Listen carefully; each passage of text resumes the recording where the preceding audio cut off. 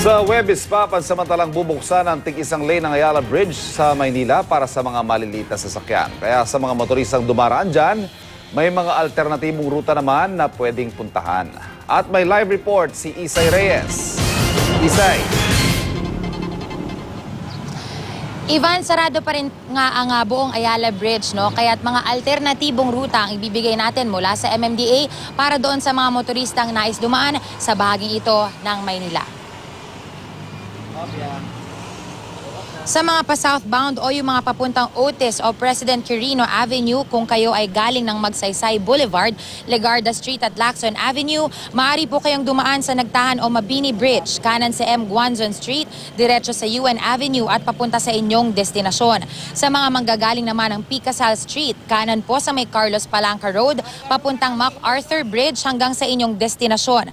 Para naman sa mga pa-northbound, kung kayo po ay manggagaling ng Romualdez Street, kumaliwa po kayo ng Ayala Boulevard, kanan sa Taft Avenue at dumiretso sa Quezon o sa Jones Bridge papunta sa inyong destinasyon. Marso ng taong kasalukuyan, sinimulang isaayos ang tulay dahil sa kalumaan nito.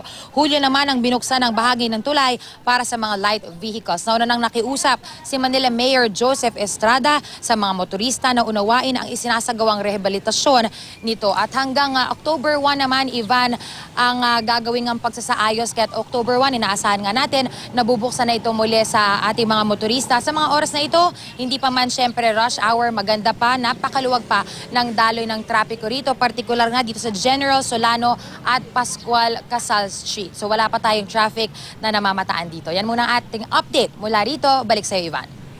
Maraming salamat, Isay Reyes.